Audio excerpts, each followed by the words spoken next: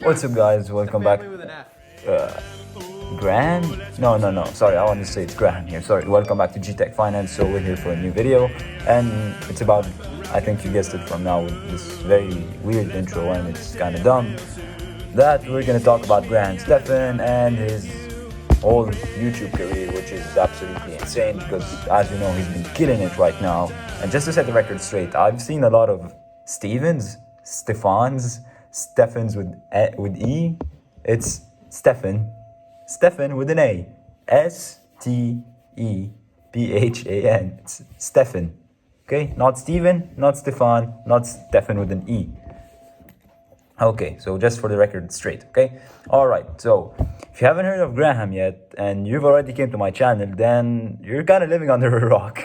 Because, I mean, he's by far the guy that has the most subs in the finance space, and he's absolutely been killing it. And as you know, and I'll just do it right now, he always asks his subs to smash the like button for the YouTube algorithm, since it always helps the algorithm to the channel to grow, and he's going to propose it to other videos and maybe come on top once you type Graham Stephan, who knows. But yeah, so I almost feel sorry for those thumbs up that have been like absolutely crushed by his subs. But how did Graham go from being a drummer to actually buying a car every single, no, that's not right, but to just being the most influential finance YouTuber on the platform? So he took that action. He uploaded one single video. It was about real estate. He was actually, like I am doing right now, using his phone, terrible camera and all. So I can almost guarantee when he uploaded this video, he had no idea this was coming. He'd be with like 3 million subs. He'd make a video about posting more than 20 cents on coffee. That's a crime. You can't do it. And you might think, maybe, like we said with Meet Kevin, his parents actually fed it to him. He got it fed it got him in real estate. They got him the right clients at all. No, Graham's actually self-made, just like Kevin. He actually worked for an aquarium, taking pictures and photoshopping them for like $1 video. That's what he used to say. For him, that was a job until he was kind of 18. He used to do it part-time. And his parents were living paycheck to paycheck. And I think if you had to see one of his old videos about his net worth, he said that by 18 he was actually worth $5,000, around that, doing photoshopping photos about fish and all. And he also says he was a drummer, and from that he was on even a few TV shows, and he got royalties from it. Yeah, now it all makes sense. The royalties, you know, Kevin O'Leary on Shark Tank, it's his favorite thing, royalties. His band got famous, he collects royalty, and now he's lying about his real estate. That's maybe true, but no, it's not that. Doesn't sound right to me. Okay, so what we can find out is that the guy hated school. He was barely passing classes. You either get D or Fs, and I think we all share this hatred for school somewhat, in at least one subject. I mean, a lot of people hate math. I do like them a lot, but yeah, you don't have to kill me in the comments. So even after he graduated, he actually applied to one college with terrible grades, and it was Pepperdine. So he applied to Pepperdine. He thought, yeah, I mean, I do have bad grades. They're terrible, but I have a lot of work experience, and they're going to want me so bad. They're going to give me a full scholarship, and I'm not going to have to pay anything for it.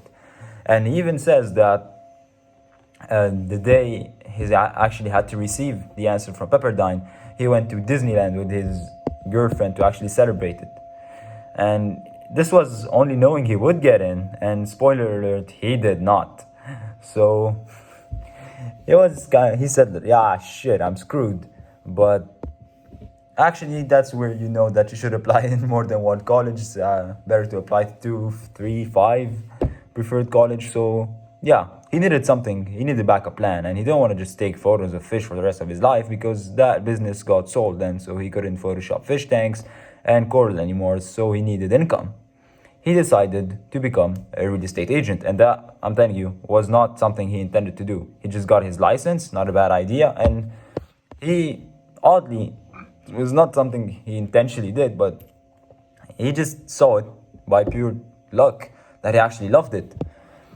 But the problem is, he started in 2008 after the big market crash. So you know what happened in 2008, when oil prices went down a whole lot.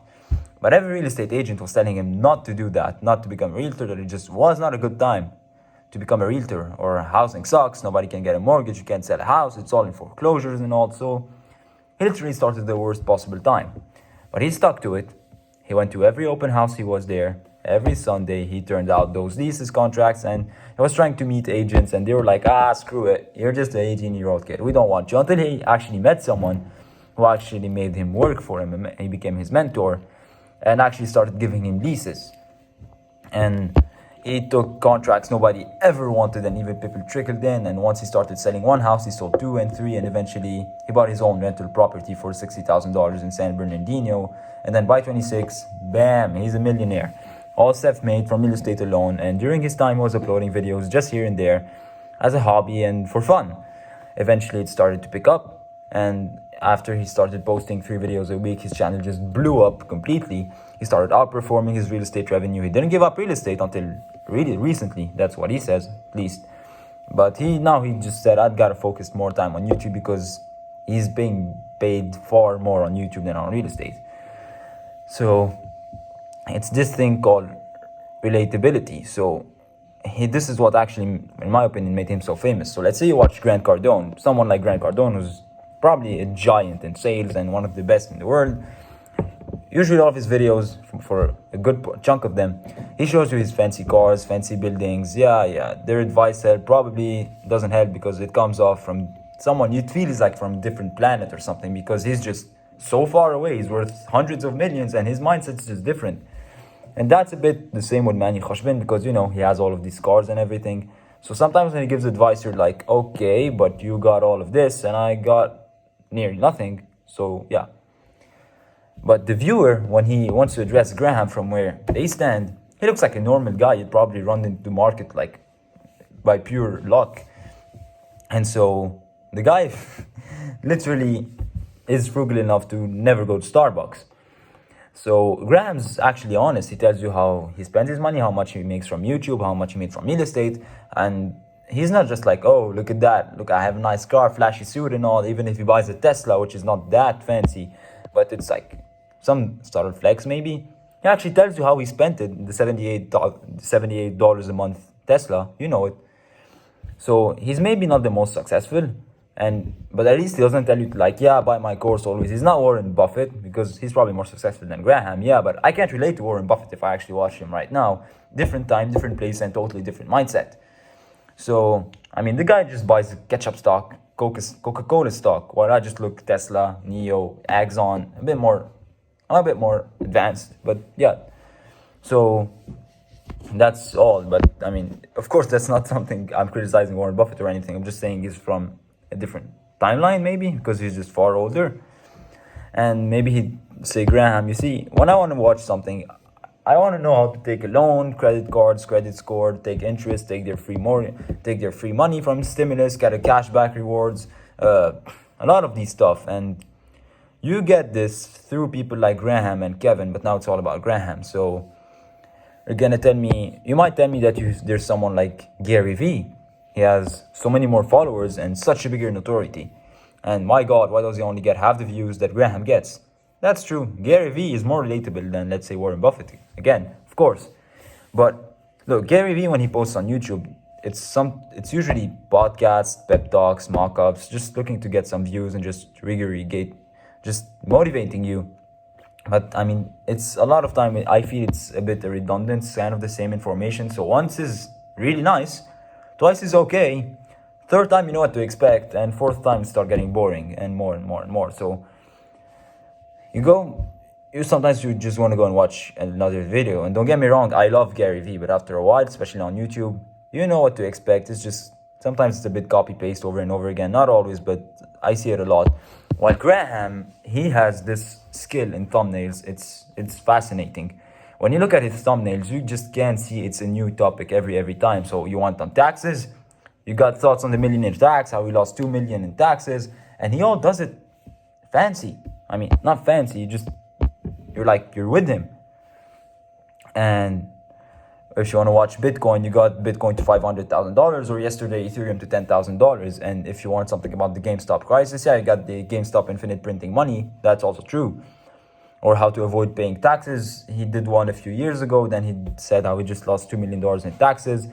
It's simple. It's entertaining. And other than losing $2 million in taxes, we're not there yet. It's true. Pretty much none of us have it, but till now. But on top of that, Graham is a master of the good old YouTube algorithm, because not only does he ask you a lot of times, subtle plugs, to smash the like button for the YouTube algorithm, he's got very captivating thumbnails, great titles, and a lot of engagement to his channel. And so it's not the style of channel where you watch the video, you're like, oh, his intro is nice, let's just watch the intro and then close. You just watch everything.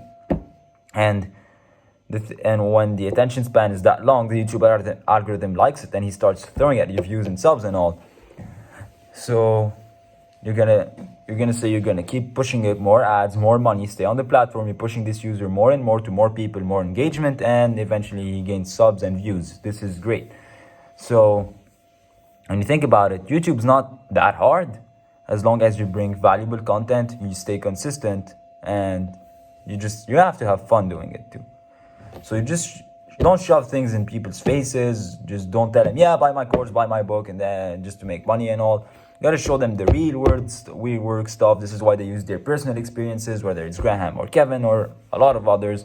So Graham did the hardest part that almost everybody forgets. It's that 99% of people fail at consistency. They don't stay consistent. I mean, I usually upload, I miss maybe one day or two because I don't find any topic or something, so I just come the other day and I'm like, okay, it's fresh, so nobody's gonna ever watch. You just gotta keep improving until eventually you'll build that small audience, a small pebble, and then it's gonna keep rolling, more people are come and all, and then you're gonna become this big dude with a huge audience, which is Graham Stephan right now. You shouldn't quit early. I mean, I got 50 videos and almost 60 videos and 24 subs. That's really not good, but what can I do with it? So I think that's it for today. If you enjoyed the video, smash the like button for the YouTube algorithm, subscribe to the channel if you haven't already, and folks, hope to see you guys next time.